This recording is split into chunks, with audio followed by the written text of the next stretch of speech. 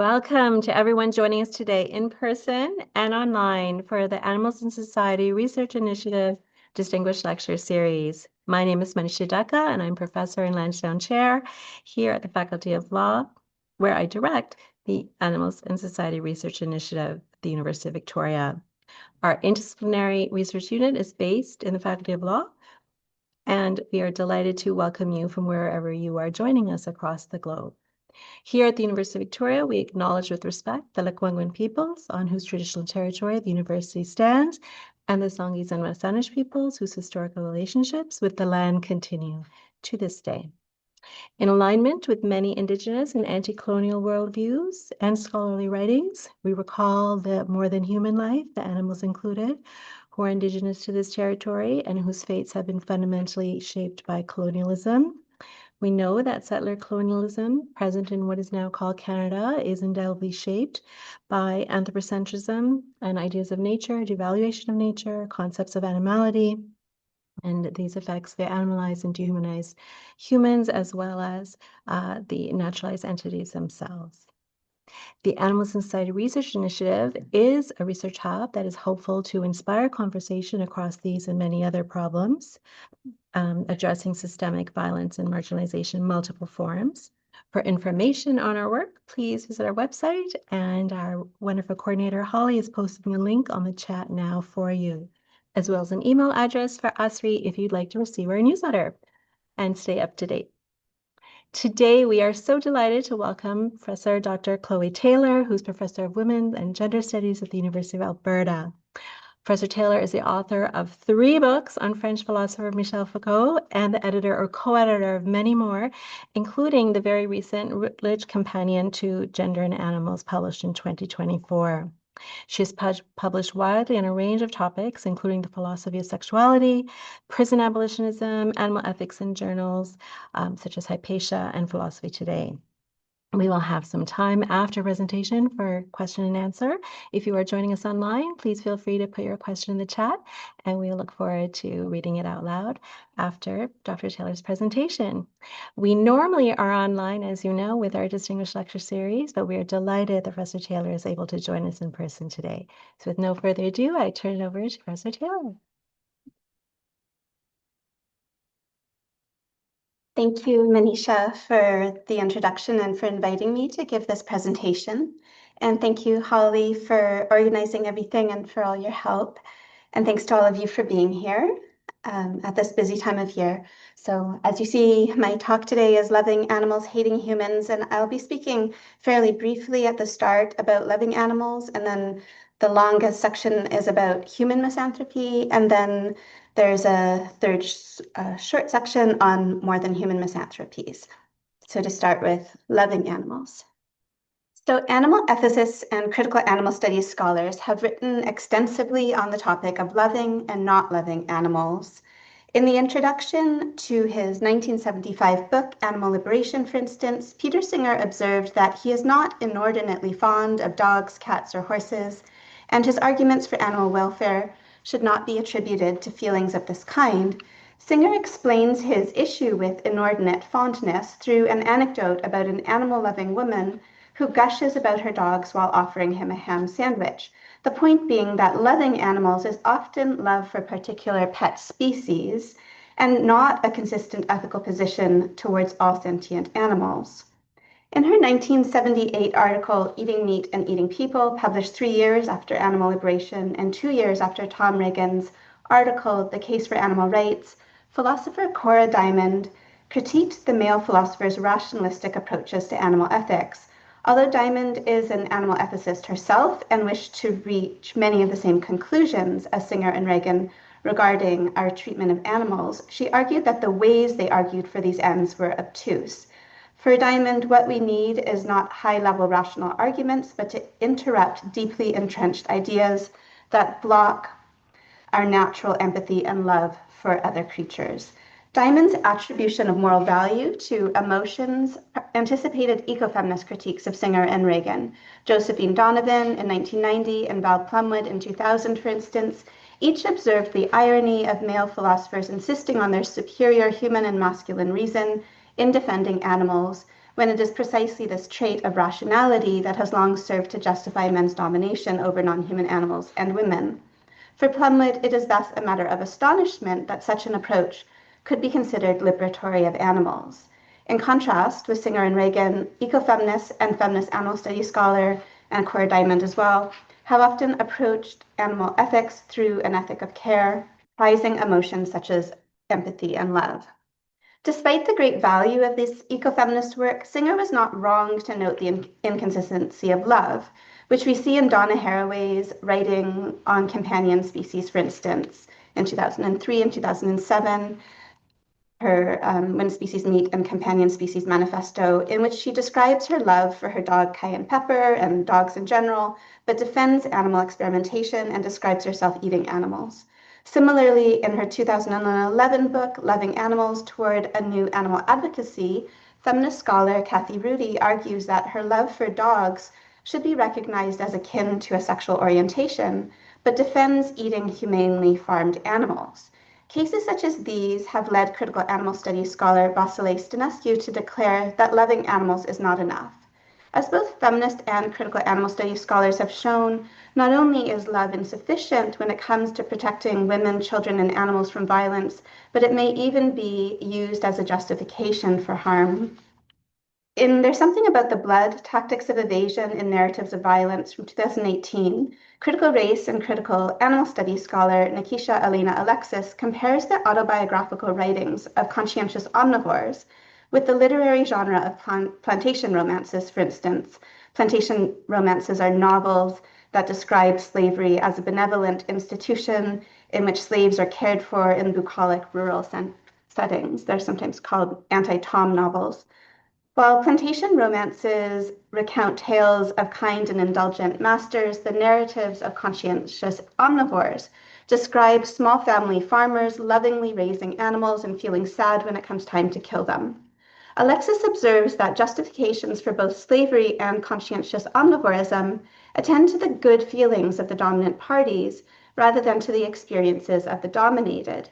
The existence of emotions such as love, care, and grief make oppressive institutions seem palatable and even praiseworthy, regardless of whether those feelings do anything to mitigate the experiences of the oppressed.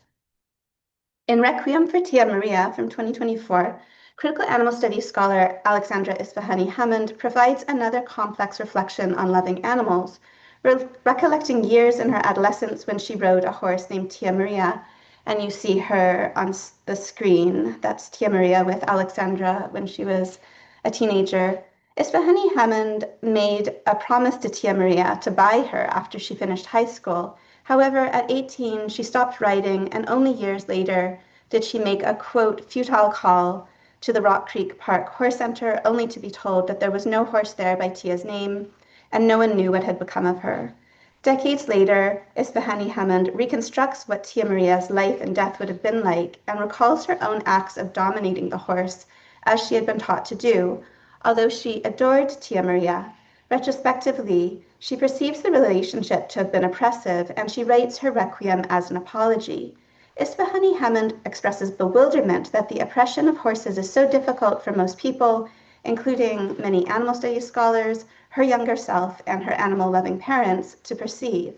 She describes having parents who saved birds and could not bear the smell of meat, who nonetheless purchased a beautiful crop for her to hit Tia Maria with. As Isfahani-Hammond describes, horseback riding, far from being a loving relationship, requires an intense level of domination that destroys a horse's natural ways of being in the world, which are oriented toward a collective life with other horses and freedom of movement. While loving and not loving animals has thus been a matter of discussion within animal ethics and critical animal studies, the same cannot be said about hate. As Deborah Hart has observed, hate studies scholars define hatred as an affect that involves dehumanizing other people, and yet hate studies as well has said virtually nothing about mesothery or the hating of animals. Likewise, very little has been written within animal ethics, critical animal studies, or hate studies about hating humans for how we treat animals. Critical animal studies scholars, for instance, have described the feelings of isolation, loneliness, grief, and despair to which studying animal oppression can lead, while saying nothing of hatred. This is at odds with the recent proliferation of writings on misanthropy in other fields, as well as many manifestations of misanthropy in popular culture. It's to these that I turn in the next section. So the next section is hating humans.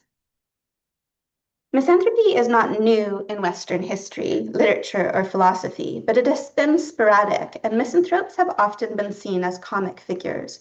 Greek antiquity contained several misanthropes, including the pre-Socratic philosopher Heraclitus, who was disgusted by human ignorance, the cynic Diogenes, who expressed contempt for human hypocrisy, and most famously, Timon, a recluse from the era of the Peloponnesian Wars, who is mentioned in two of Aristophanes' comedies, Lysistrata and the Birds from 411 and 414 BCE. Timon came to hate his fellow humans when his friends, to whom he had been generous, abandoned him when he lost his fortune, and tried to re-befriend him when he regained his fortune. Filled with resentment and loathing, Timon cursed humanity and retreated to live in the wilderness. 2,000 years later, Shakespeare would co-author a play, Timon of Athens, based on the Greek misanthrope's life. The 17th century also saw Thomas Hobbes's famous declaration in the Leviathan that in a state of nature, the lives of humans are solitary, poor, nasty, brutish, and short. This is not because in a state of nature, humans are preyed upon by wild animals, as we might think, but because without government, humanity is caught in a war of every man against every man, according to Hobbes. So left to our own natures, Hobbes argues that we would only ever act in short-sighted self-interest, leading to perpetual violence, insecurity, and a lack of industry and culture.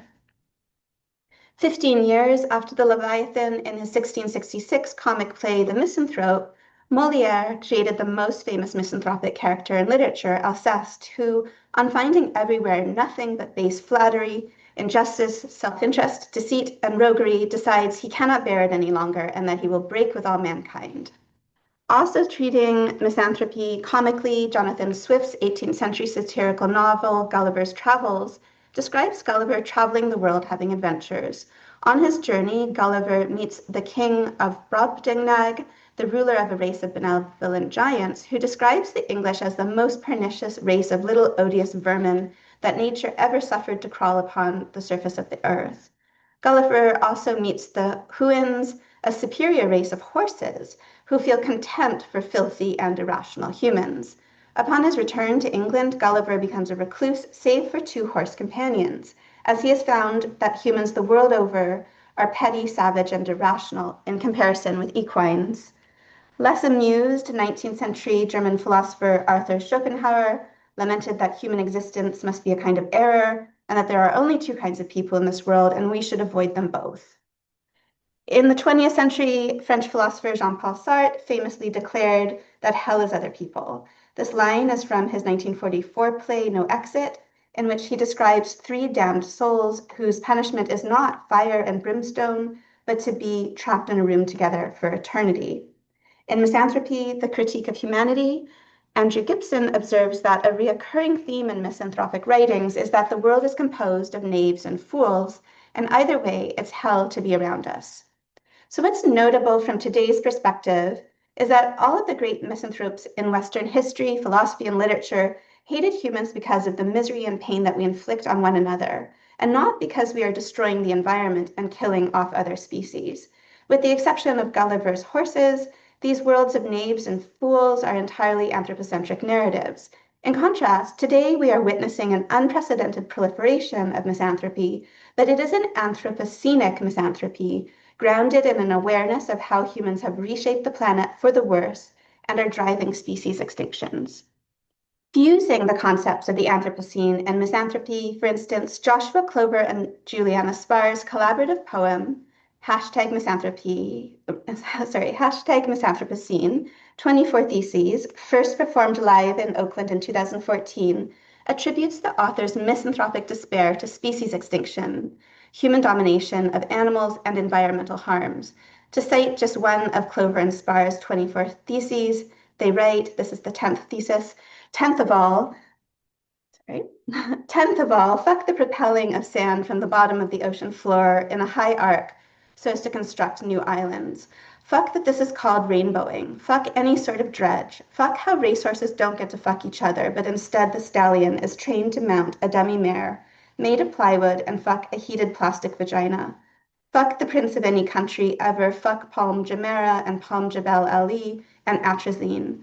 Fuck everyone who has bought a big bag of ant poison because ants have a social stomach and you are one selfish motherfucker if you can't let them have the very small amounts of food they want to share equally amongst themselves. And fuck this list with its mixture of environmental destruction and popular culture smugness. And fuck every one of you that laughed at that rap banjo joke from an earlier thesis. And fuck us all for writing it. And fuck not only the Google bus, but the Google Doc this poem wrote in on. And fuck us for sitting here reading you a rock banjo joke while the New Mexico meadow jumping mouse went extinct. Fuck that this happened 2 days and 20 hours ago. And fuck that next up is the Sierra Nevada yellow-legged frog because we've always liked frogs, their vulnerable skin, our vulnerable skin. Another live misanthropic event that didn't mince words was drag artist Willow Pill's grand finale performance of her song, I Hate People, with which she won the 14th season of RuPaul's Drag Race. In her performance, Pill lip-synced lines such as I love a sky, I love a sun, I love a night, I love a tree, I hate people, big or small, short or tall, people, I hate people. Like other contemporary misanthropes, Pill expresses a love for nature alongside her hatred for humans. In the academic realm, several philosophers have recently written book-length arguments for misanthropy grounded in concern for animals and the environment. In his 2018 book, Animals and Misanthropy, David Cooper argues for misanthropy on the basis of the extensive harms that humans inflict on other animals and the fact that other animals do not share our moral failings. In his 2022 book, A Philosophical Defense of Misanthropy, Toby Svoboda argues that humans are morally catastrophic given anthropogenic environmental harms such as climate change. Cooper and Svoboda's arguments for misanthropy lead each of them to conclude that human extinction would be a good thing. Like Singer and Reagan before them, both Cooper and Svoboda insist on their special human rationality in making these arguments, however. That is, they claim that they are not being emotional even while they are defending what is usually considered an emotion, hatred. Cooper calls his misanthropy philosophical, while Svoboda claims that his is a cognitive misanthropy. It's true that there are rational reasons to hate humans, but on my view, this does not so much show that Cooper and Svoboda's hatred is unemotional, as it shows the falsity of the reason-emotion dichotomy.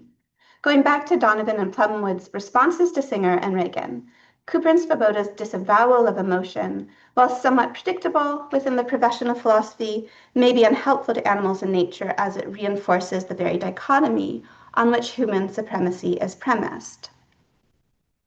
Although he does not openly embrace misanthropy or discuss it, philosopher Todd May's even more recent book, Should We Go Extinct? A Philosophical Dilemma for Our Unbearable Times from 2024, covers similar terrain, examining the case for human extinction on both animal welfare and environmental grounds.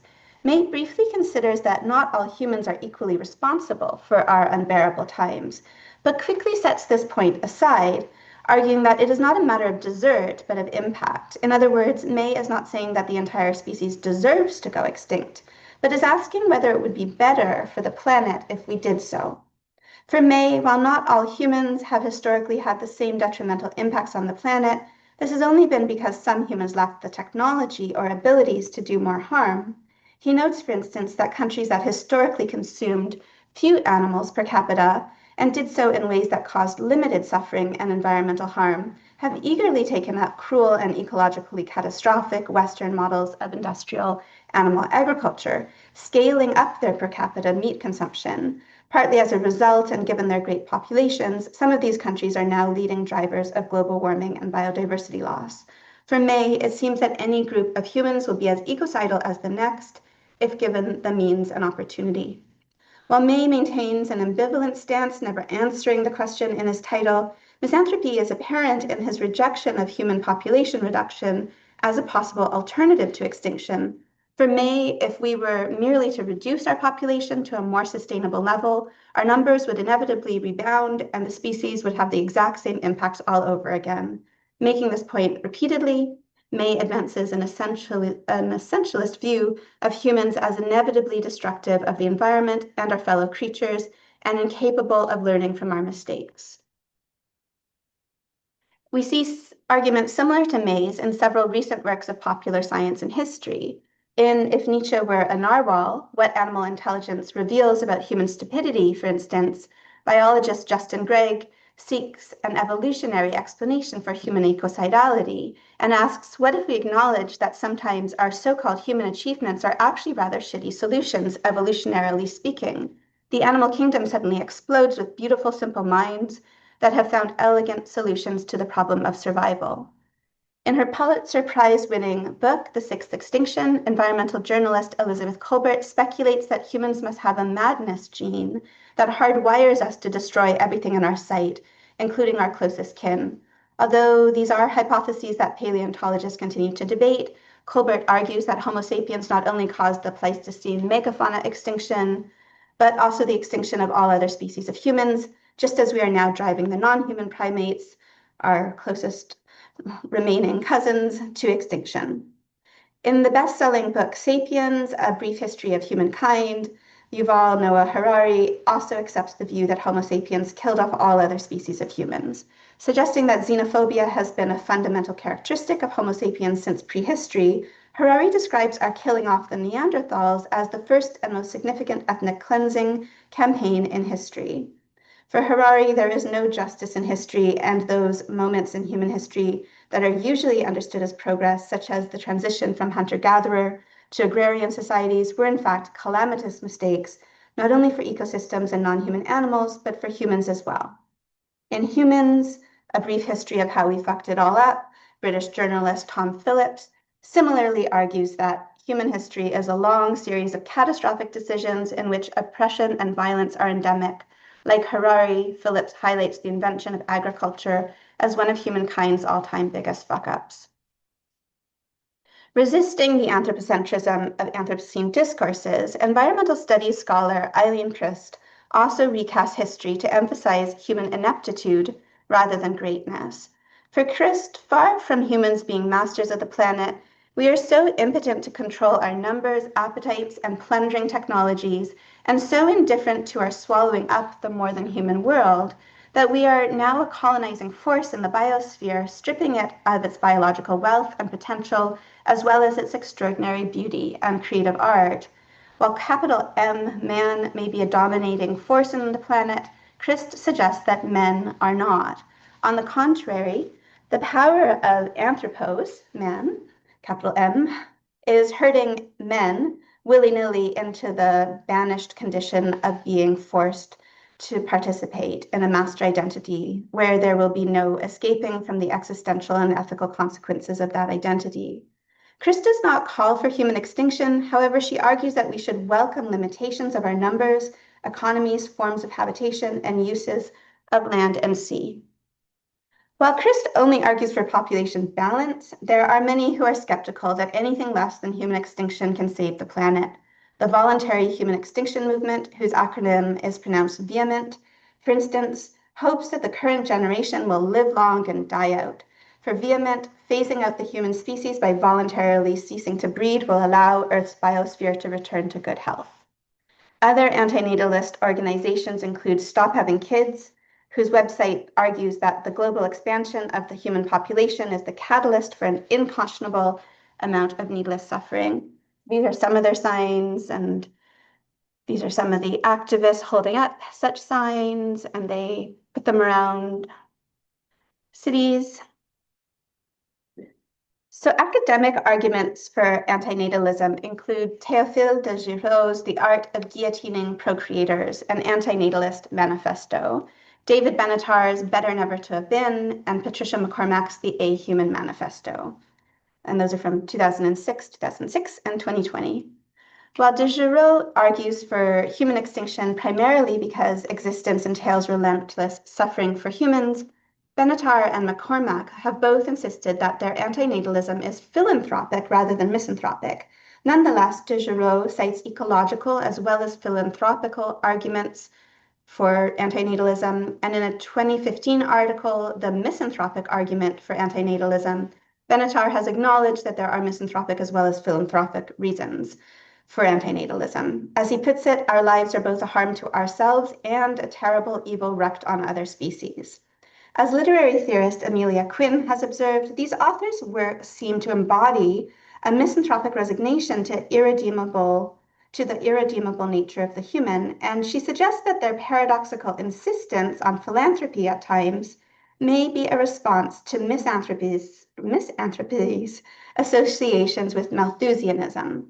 As she elaborates, some authors may also be reluctant to claim misanthropy, given that it has been a distinctly white, Western, and male affect. This historical association, she writes, bespeaks the privilege to voluntarily give up on humankind, requiring as it does that one is not already in a position of being forced to fight for survival. Given the plethora of arguments against human existence, whether explicitly misanthropic or otherwise, numerous films, TV shows, and works of fiction have imagined eco-terrorist mad scientists scheming to bring about our extinction. Margaret Atwood's Mad Addam trilogy from 2003 to 13, for instance, is a series of post-apocalyptic novels that imagines a misanthropic genius distributing a Viagra-like pill that causes sterility and a pandemic, annihilating most of the human race. A pandemic scenario is also imagined by the makers of a misanthropic video game called Plague Inc., which was released in 2012 and allows players to select a pathogen as their avatar, bacteria, virus, or parasite, the country where it will infect patient zero, its symptoms, and mode of transmission. Players of Plague Inc. take advantage of opportunities such as large gatherings of humans and bird migrations, and contend with forms of human resistance such as lockdowns and animal culls, trying to infect as many people as possible and ultimately eradicate the human species. Canadian literary theorist coined the term disanthropy in 2012 to describe the desire for a world without humans that he sees reflected in many contemporary cultural works. American journalist Alan Weisman's 2005 article, Earth Without People, and subsequent best-selling book, The World Without Us from 2007, are disanthropic works, for instance, describing how quickly human infrastructure would collapse and be taken over by nature if humans were to disappear. We saw this a little bit in the pandemic with how quickly animals came back out, right, with the lockdown. Weisman's book inspired the Canadian documentary Aftermath, Population Zero, and the American television series Life After People, both of which featured scientists speculating on what would happen to life on Earth in the absence of humans. Scottish journalist Cal Flynn's book, Islands of Abandonment, Nature Rebounding in Post-Human Landscapes from 2021, reports on those rare parts of the world where humans have already retreated, in most cases after polluting industries, wars, and nuclear disasters have made the area so contaminated that the human communities that once lived there were obliged to leave.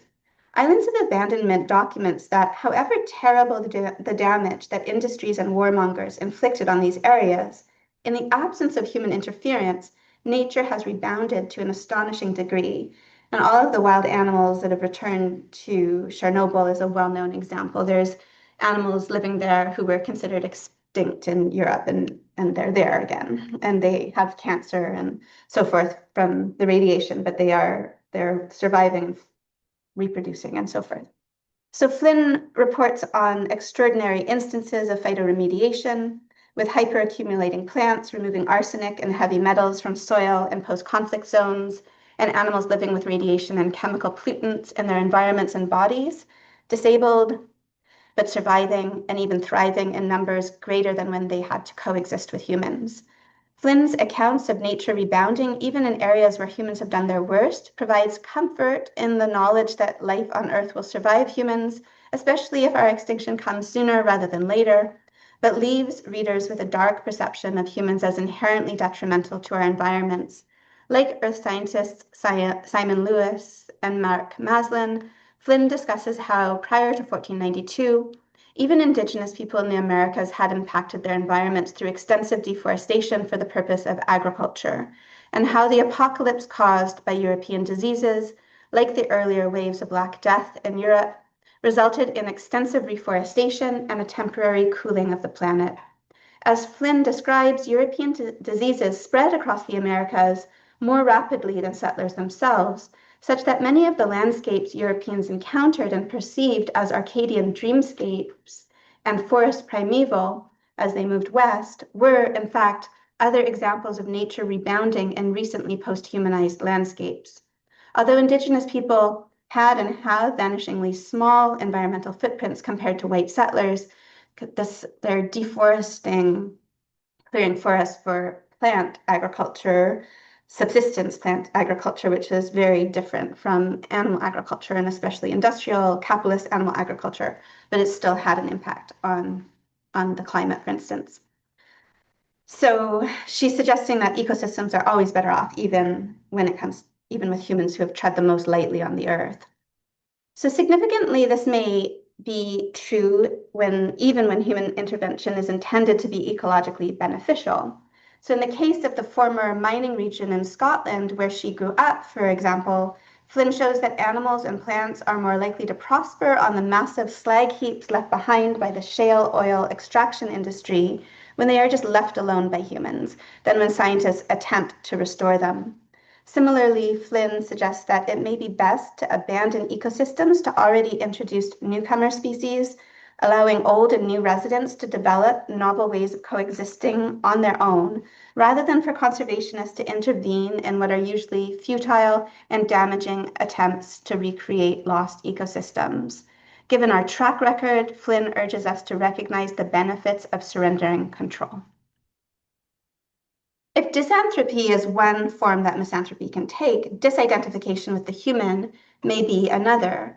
Literary theorist Robert Mackay in 2018 has written, for instance, I have simply lost faith in the concept of the human. The term human has lost its grammatical function for me in language games of behavior, morality, existence, futurity, or whatever else.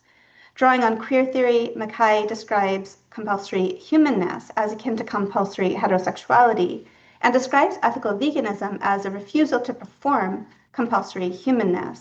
As Mackay explains, being vegan is for me a form of species dissidence. Just so, we can regard the concept of species much as Judith Butler regards the concept of biological sex. It is what she calls a regulatory ideal. Mackay describes practices of the self that cross or redraw conventional boundaries between forms of animal life, such as veganism and interspecies friendship, as repudiations of this regulatory ideal of the human. As he writes, I want to think about vegan lives as necessarily problematizing any belief in the integrity of human being, and indeed as problematizing the very reality of species difference. I would like to say, I am vegan, not human. In Becoming Human, Matter and Meaning in an Anti-Black World from 2020, Black feminist literature scholar Zakiya Iman Jackson also asks questions that trouble the ontology of the human, such as, if being recognized as human offers no reprieve from ontologizing dominance and violence, then what might we gain from the rupture of the human? While many Black scholars, writers, and activists have clearly responded to the dehumanization of Black people under white supremacy by insisting on their humanity, Jackson argues that African diaspora writers like Toni Morrison, Octavia Butler, Nalo Hopkinson, and Audre Lorde do not so much seek inclusion in humanity as to disrupt the category and its racialization. In Undrowned, Black Feminist Lessons from Marine Mammals, poet and scholar Alexis Pauline Gumbs describes herself as a mammal, a person, and a woman, but pointedly not as a human. As she explains, identify as a mammal, I identify as a Black woman, ascending with and shaped by a whole group of people who were transubstantiated into property and kidnapped across an ocean. And I am a beginner marine mammal very early in my journey. She's learning from cetaceans how to echolocate, for instance, or how to listen carefully to others and one's environment. Gumbs describes one strategy in her writing as an intentional ambiguity about who is who, speaking to whom, and when. For instance, it's often unclear in reading Undrowned whether you is the reader, another human, or a dolphin, or a manatee. The purpose of this strategy, in her words, is to undo a definition of the human, which is so tangled in separation and domination that it is consistently making our lives incompatible with the planet. Gums's book is grounded in Black feminist love politics and is thus not about hatred or misanthropy. As Gums herself notes, the most frequent phrase in Undrowned is "I love you," and she describes the book as a series of love letters to marine mammals, readers, and herself.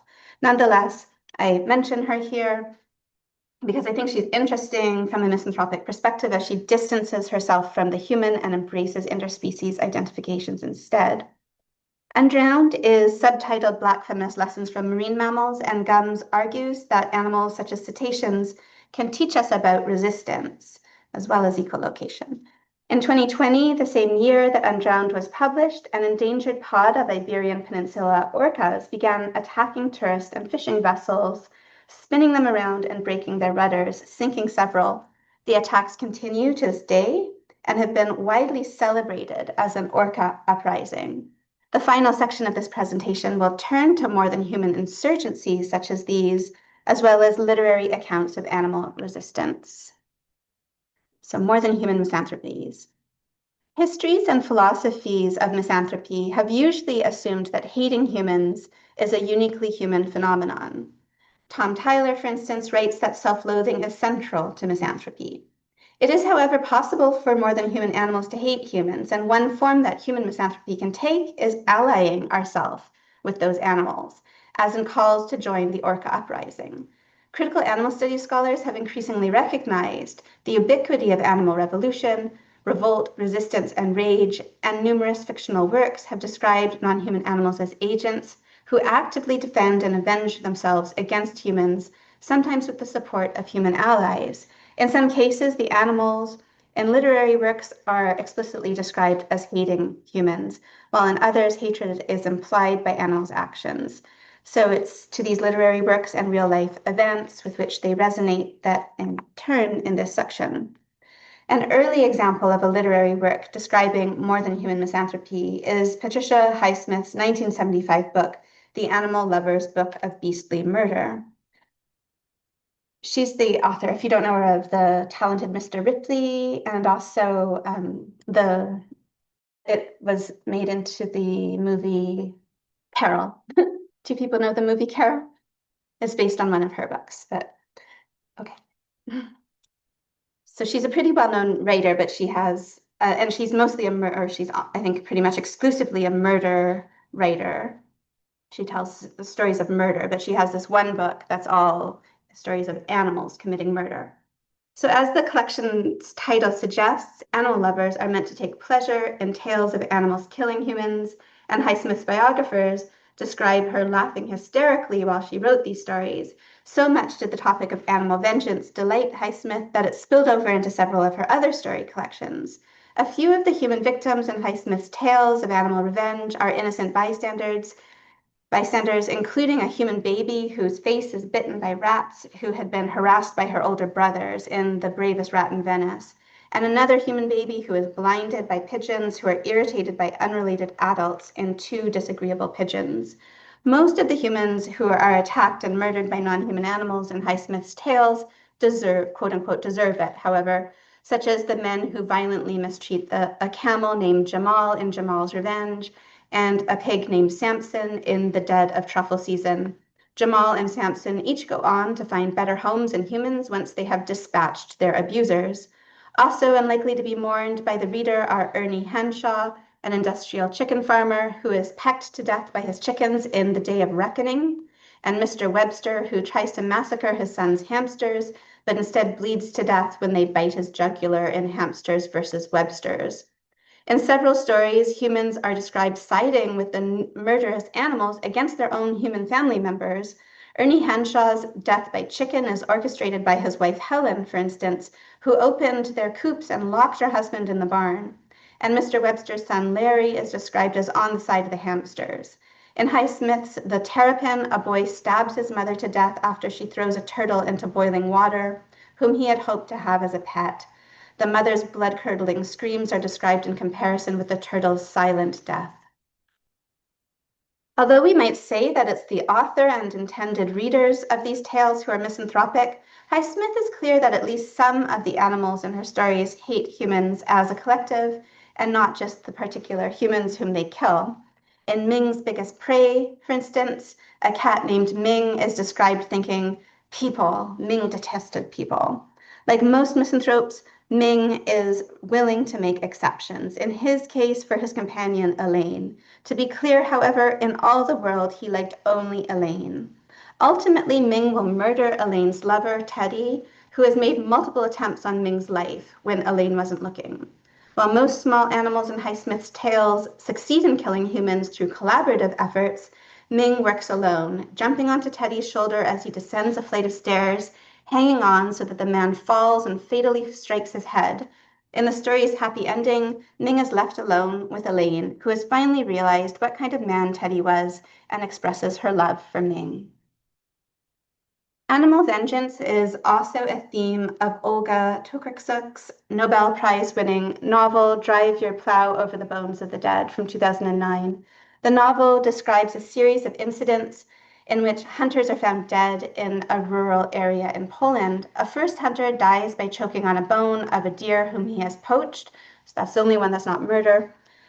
But another hunter's body is found mysteriously surrounded by deer tracks in a snowy forest. Next, a fur farmer dies in a trap intended for forest animals, and the corpse of a politician is found infested with wood beetles, whose species is endangered by local logging.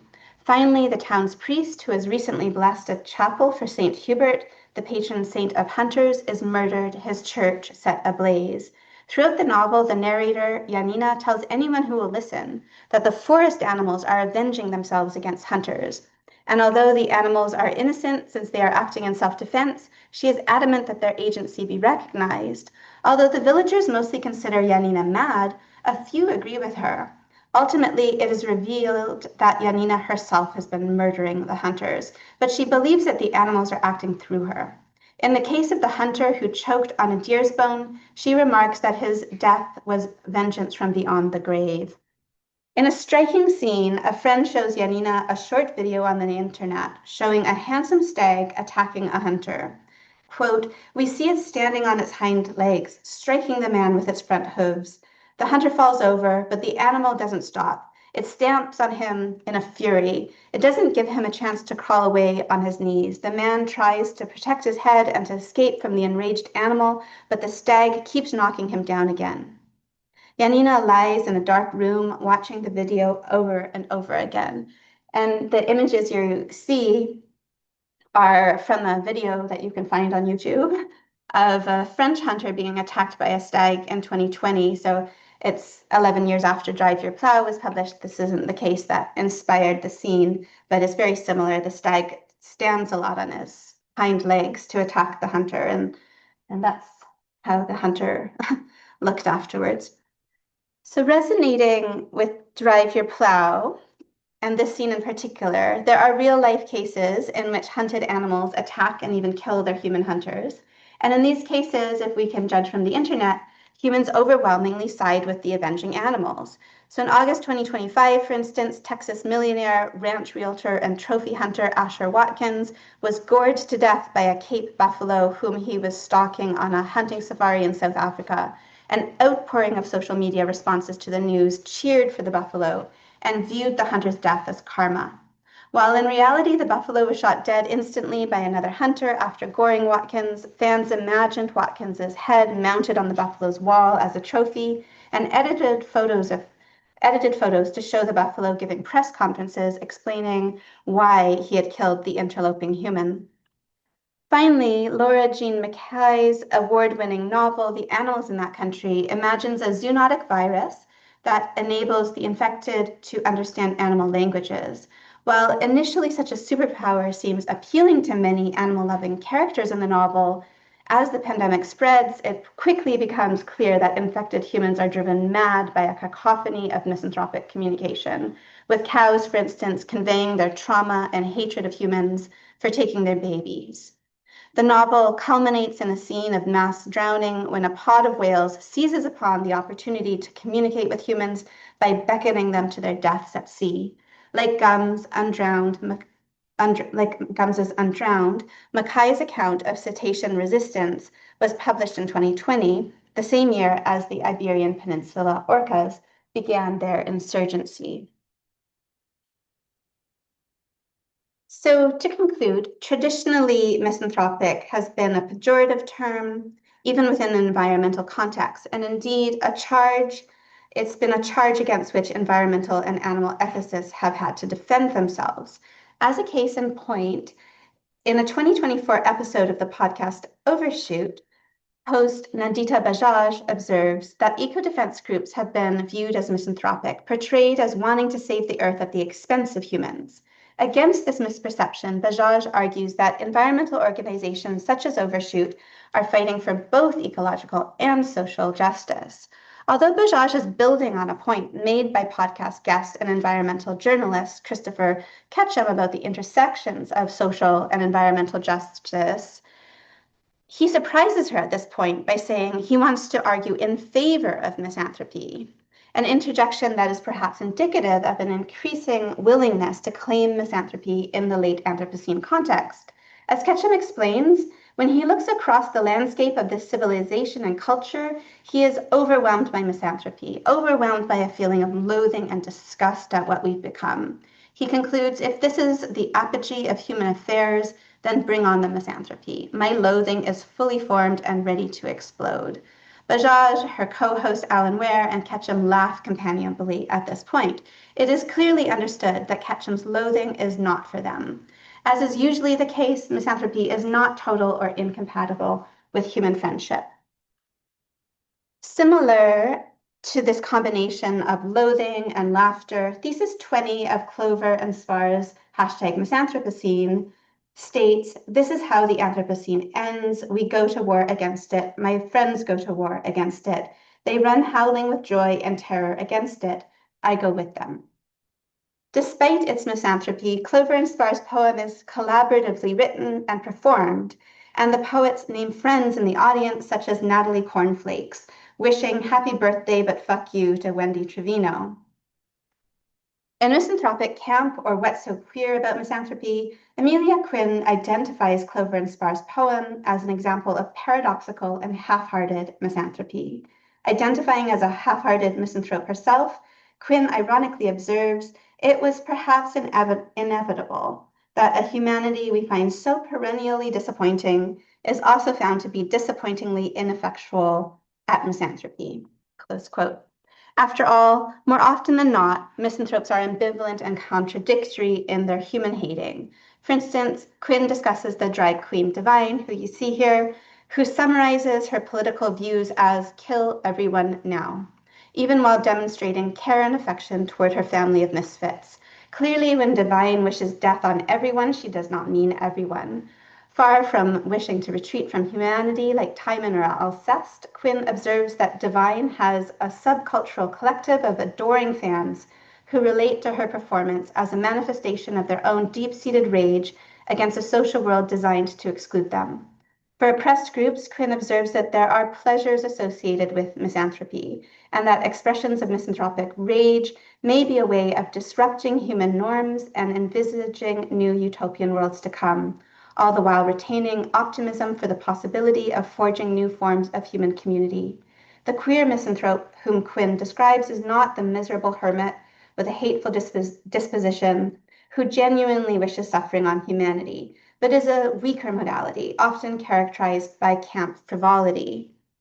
Although different in tone, queer theorist Lee Edelman's famous declaration, fuck the social order and the child in whose name we're collectively terrorized, is also not an example of hard antisocial misanthropy for Quinn, but is rather an encouragement of queer kinship.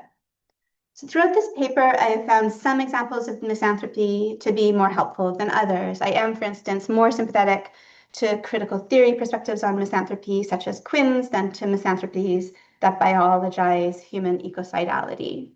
Nonetheless, all of the misanthropic works discussed offer counterparts to the human supremacy that drives speciesism, the sixth extinction, and the Anthropocene era. As Eileen Christ writes, the implicit loyalty to history's human imperialist course is backed by an enthrallment with narratives of human ascent, making such counter-narratives necessary. Thank you.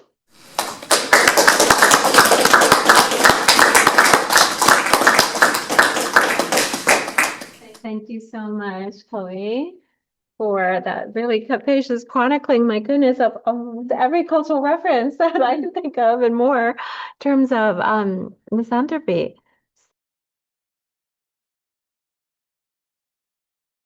So thank you everyone online for joining us for this event. Thank you everyone here in person, and thank you, Dr. Taylor, for really such a stimulating, generative, and wonderfully rich talk.